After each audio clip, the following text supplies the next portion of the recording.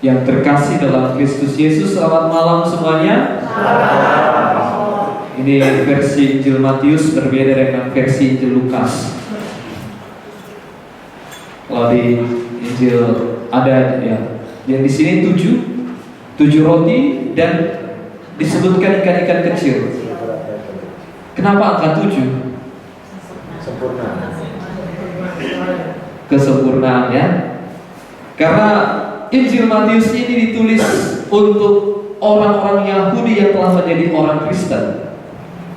Jadi angka 7 begitu istimewa bagi orang Yahudi. Angka 7 adalah angka kesempurnaan. Lawannya adalah 6, angka ketidaksempurnaan. Sehingga dalam kitab Wahyu begitu banyak muncul angka-angka. Angka antikristus adalah triple 6. Tetapi angka kesempurnaan adalah triple 7, 777. Begitu. Tapi bukan angka togel ya. Kalau di kampung saya dari Pontianak ya, asal saya dari Pengkayang. Jadi kalau pulang ke kampung tuh seringkali orang-orang duduk di warung-warung hitung-hitung. Ngapain sih hitung-hitung ya? Mau pasang togel. Sudah mengundang kami gitu, malah udah bilang Romo di sana juga selalu ngapain kalian pasang-pasang togel gitu ya. Kalau mau kasih persembahan di gereja begitu susah, tapi pasang togel kalian begitu gampang, kalian 10.000, 20.000 nggak apa-apa, tapi kasih persembahan kalian sedikit begitu. Itu konteksnya di kampung ya. Bapak Ibu saudara-saudara yang terkasih, pesan Injil pada malam hari ini sesuai dengan Injil yang dibacakan pada minggu Advent yang pertama. Kita sudah masuki hari Advent ya, hari keempat masa Advent ini, tanggal 4 hari ini. Dari bacaan Injil hari ini kita melihat betapa Tuhan itu sungguh-sungguh peduli. Tuhan itu begitu peka, Tuhan itu begitu mengasihi kita. Dia bermurah hati.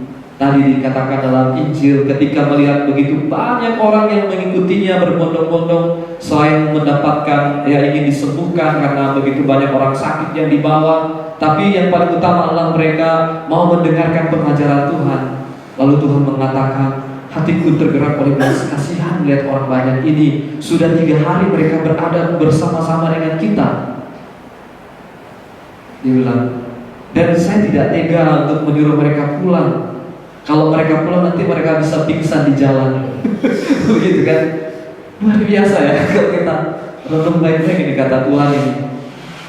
Orang yang begitu peduli dan dia tidak mau orang yang berjalan bersama dengan dia itu menderita. Karena itu dia tantang murid-muridnya. Kalau yang di Injil paralelnya yang lain di situ kan, dibilang bagaimana kita mau beli roti di tempat yang sunyi sini kan, suruh saja mereka pulang daripada memisahkan kita. Tapi Yesus mengatakan, kamu harus memberi mereka makan. Itu di Injil yang lain. Kepada siapa? Andreas kan yang mengatakan cuma ada 5 roti dan 2 ikan. Tetapi di sini ada 7. Mana yang benar? Ini mungkin peristiwa yang lain gitu kan. Karena dia ngasih makan bukan hanya sekali loh, mujizat memberi makan itu. Beberapa kali. Saya rasa kalau sekarang ya, kalau misalnya Romo Eko OSC mengajar, begitu banyak orang yang berbondong-bondong untuk mendengarkan pengajarannya. Nah apalagi ini Tuhan Yesus loh. Bukan hanya sekali 2 kali dia mengajar. Sama seperti Romo-Romo yang terkenal sekarang, kalau mengajar umat yang datang begitu banyak kan. Yesus mengajar dengan kuasa, bahkan dia bisa menyembuhkan. Pasti begitu banyak orang yang datang, sehingga dia menjamin kesejahteraan mereka, kesejahteraan jasmani maupun rohani begitu. Sehingga dia mengadakan mujizat. Sehingga waktu murid bilang cuma ada 7, ya sedikit sekali ya menurut pandangan kita manusia. Orang-orang begitu banyak, bagaimana sih bisa ngasih sebanyak orang ya dengan cuma 7 ekor 7 potong ya, 7 potong roti dengan ikan yang kecil-kecil. Tetapi ketika Yesus mengatakan, "Kemari, serahkan ke saya," apa yang terjadi? Mujizat. Menurut pandangan manusia gak berarti apa-apa, tetapi ketika yang kecil itu, yang tidak berarti menurut pandangan manusia, ketika itu diletakkan di dalam tangan Tuhan, apa yang terjadi? Mujizat dan berlimpah-limpah, bahkan ada lebihnya loh. Kumpulkanlah yang lebih-lebih dikumpulkan, masih ada 7 bakul. Kalau di Injil yang lain paralelnya 12 bakul. Begitu.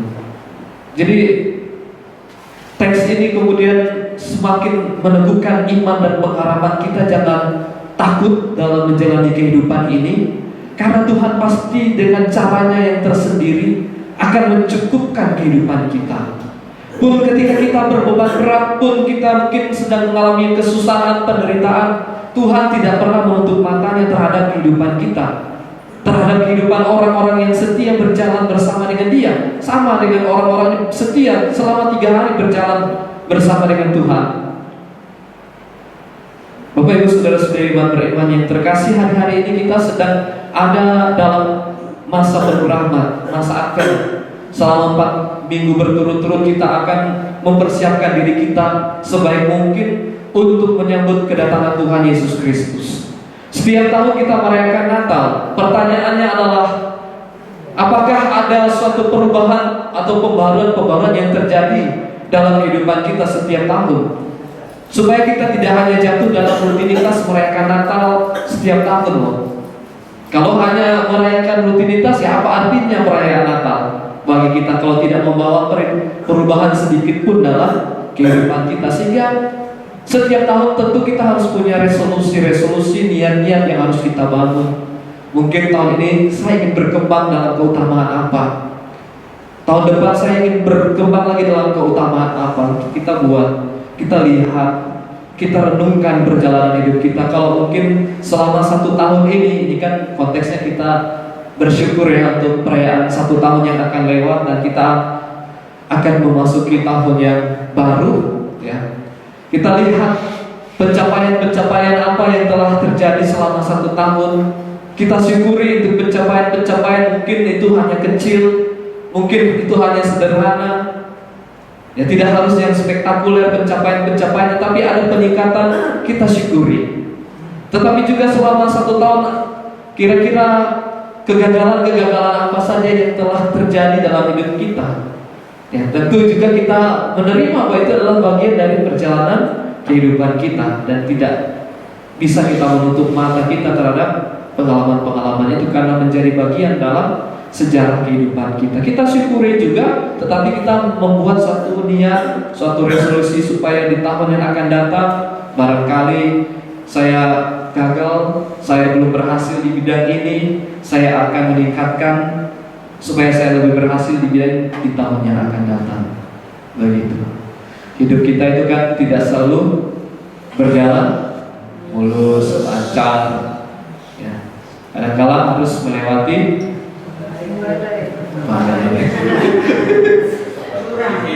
ya, harus melewati kerikil-kerikil juga, harus melewati gunung, lembah, jalan yang lurus, kadang-kala jalannya bekok-bekok gitu, tapi lurus lagi. Ya. Kemudian kalau kita sedang diterpa oleh badai yang dahsyat, tetap ingat bahwa Tuhan datang untuk melawat kita. Tuhan akan segera datang untuk masuk ke dalam perahu kita. Persoalannya kadang-kala apa? Tuhan yang datang mau menghampiri perahu kita, kita lihat seperti hantu. Kenapa bisa terjadi seperti itu? Murid-murid kan juga mengalami. Bayangkan loh, murid-murid ini rasul-rasul tiap hari tinggal bersama dengan Tuhan. Ketika mereka berada di tengah danau, perahu mereka dihantam oleh angin sakal. Yesus melihat dari jauh, aduh, ini murid-murid saya sedang berkesusahan karena ditimpa oleh badai angin sakal. Dia berjalan di atas air kan? Dan dia jawab, itu hantu. Tuhan jadi hantu. Karena apa? Kenapa bisa begitu? Karena mereka tuh berfokus dengan persoalan yang terjadi saat itu, sehingga mereka lupa bahwa Tuhan sedang datang menghampiri mereka.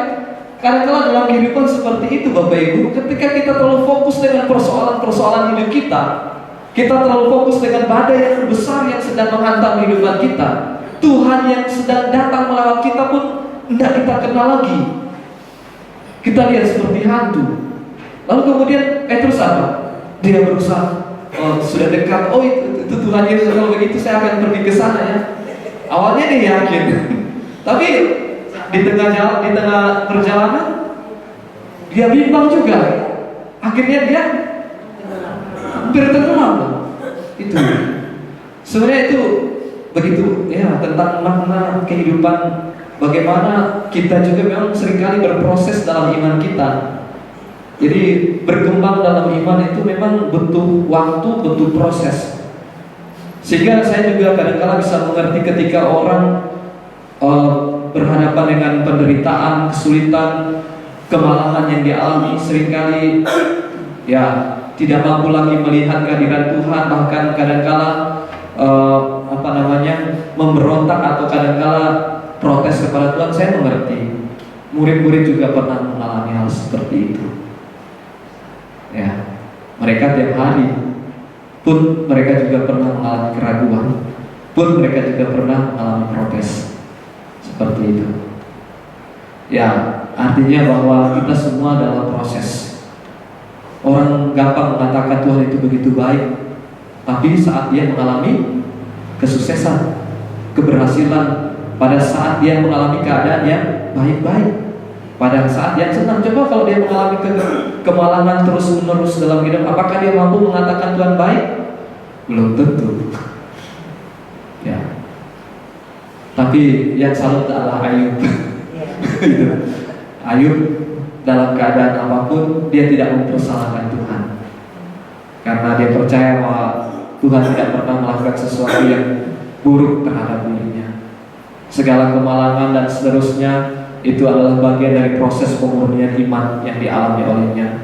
Kalau dia mengatakan, kalau saya mau menerima kemujuran, apa sebab saya menolak kemalangan?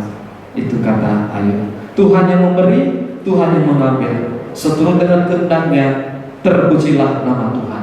Itu. Tapi mau sampai ke level Ayub itu nggak mudah ya.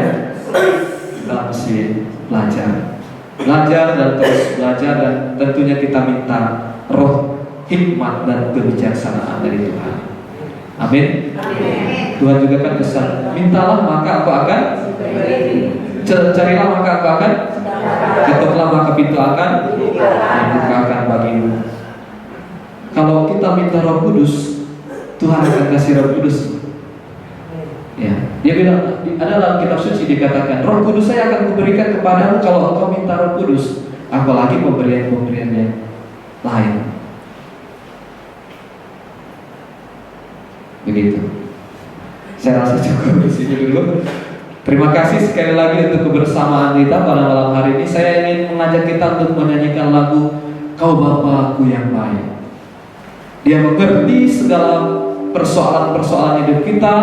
Dia juga memberikan pemberian-pemberian yang terbaik untuk kita sesuai dengan keperluan dan juga kebutuhan hidup saat ini. Kita lihat bahwa dalam Injil, orang-orang yang sakit disembuhkan olehnya.